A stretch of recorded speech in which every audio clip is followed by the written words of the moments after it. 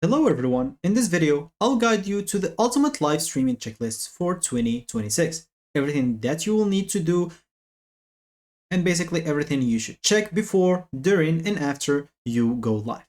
This basically will work whether you're streaming on YouTube, Twitch, TikTok, or any other platform. So let's get started. Before you even hit go live button on any platform or any tool that you're going to use, as an example, like the tool I'm using for recording this video. OBS. A lot of people, especially the people that stream on Twitch, uses OBS to stream.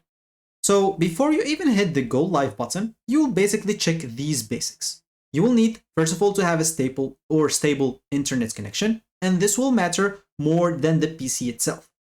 Some internet providers does a simple reset of Wi-Fi every 24 hours. So before hitting the go live stream, it's better to go and restart the router so you can restart that cycle. So it will restart the Wi-Fi. It will basically cut the Wi-Fi for, I don't know, 10 seconds, 5 seconds, and it will come back. And that will be bad for your live. Sometimes it can go offline. So it's better to restart the router before even going live. As I said, that's just for some internet providers, not everyone. Of course, other than that, you would like to check if everything is plugged in into power, like the laptop plus camera of your PC or something like that. Make sure that you have every notification off, including the phone. So the computer, of course, first, and including the phone. Make sure all of your browser tabs, example, if you have any browser tabs right here opened, make sure to close them all before opening any stream. And make sure that updates as well as post. So if you miss one update or notification, it can ruin basically your live stream instantly, specifically if it's something that you don't want to show to the public. So if you check or verified all of those, you can now go, as example, to the next step, which basically will be audio, because audio comes before video. Here's the truth. Viewers basically can forgive bad video, but they do not forgive bad audio. So as a checklist, you can check the correct microphone selected on your platform as example. So as I said, like in OBS, you can go to the microphone and check it's the one that is selected. Other than that, make sure that the mic level is not peaking, is not too high. Make sure it's not reaching this red area, as you can see. If it's reaching that red area, that means it's bad.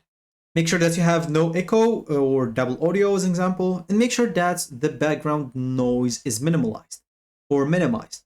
Sometimes a click of the mouse, a click of a keyboard, or something like that is forgivable, but if it's annoying, if it's a lot of background noise, like someone is singing or someone is doing something in the background, it will be annoying for the viewer. As a quick test example, you can, before going live, record 10 seconds and listen back, and if everything is good, you can start going live. So if audio is bad, make sure to fix it first and always before going live. Now, once you finish with the audio, you can start with the camera. Make sure that you follow some checklists, example on that as well. Of course, you do not need a fancy camera. What you need is basically a camera at eye level. And you'll need also some clean background or maybe a simple blur if you don't have like a good background. If you have everything messy behind you, make sure to add a blur to your background. Also, you would like to have some light in front of you, not in behind of you, because if it's behind, it will mix up and it will make like a bad picture. And make sure the camera is framing your face with some space above your head. It should not be ending at the top of your head. Make sure to avoid these three things: lights behind you, camera looking up at your face, or maybe some messy backgrounds. Simple visuals keep the viewer focused. So once you check all of those, let's go to the next step, which is basically the stream layout and the screen preparation. So before going live, make sure to prepare your screens. That's if you're, of course, you're planning to go live, it would be better to have two screens, as I do right now. As you can see, I can take OBS to the other screen and I can give it or take it back here. Two screens are very, very useful, especially if you're trying to go live for a long time or you're trying to go live for, I don't know, for the whole of your life. Maybe you're trying to be a live streamer or something like that. So before going live, make sure that you have the correct screen and window selected. in your OBS or any other tool that you're going to use. Make sure that you have any sensitive tabs closed. As I said before, desktop should be cleaned. As you can see right here, I'm using something that's good, which is basically hiding the desktop icons. So I don't use the icons anymore. I just use this and search for whatever I want. If I want to play something as an example, I can search and etc. Of course, make sure the overlays are readable and not cluttered.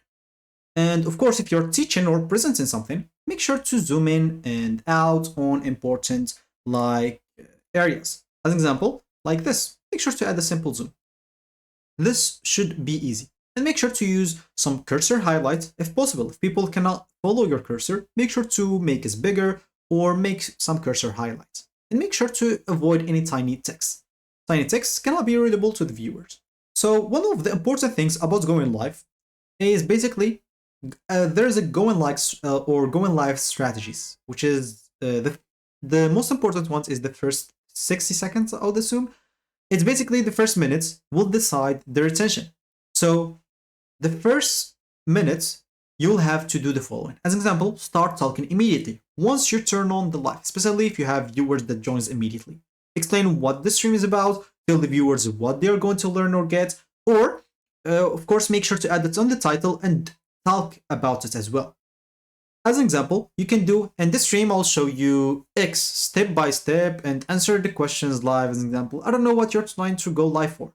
So do not basically sit silently looking at your screen or looking at the camera or just wait for people to join or say, oh, we're start soon in 2 minutes. No, you can do the start soon as an example like image, like there's the start soon stream. So you can find this at any stream as example. So yeah, something like this before showing as example your face. Once you turn on your face, you'll have to start talking right away. So that's something like that. You can use it for your stream before even start to talk. As example, to gather people first. So once you show your face, just act like people are already watching you. Now, I'll talk about basically the engagement during the stream. Live streams die without interactions. Make sure to acknowledge chat names and ask some simple questions, post, read comments sometimes, and read naturally. Even if only 2 people are watching, treat them like they're 200. Engagement boosts retention, reach, and algorithm favorability. Sorry. So other than that, of course, it will come to the end of the stream. First of all, a lot of people does this mistake with the stream ends, goodbye. They just disappear. Bad ending is okay, bye. So before ending, you'd like to summarize what you covered, tell the viewers what's next example, what's your example trying to do the next streams, and ask them how, as example, ask them to follow or subscribe you or any of your social media and stuff like that. So as I said, bad ending, it will be just okay, bye. So a good ending will be, oh, on the next stream, we'll cover this specific thing and make sure to follow so you don't miss it out. And after the stream ends, you'll basically have to check these checklists. First of all, save or publish the replay if you want to, if you have where you can publish the votes. Make sure to fix the title and description as well. Add some stamps if possible. And review chats and questions and note what went wrong. If your live stream is a feedback to you. So I guess I told you all about what I know and what will be useful to you.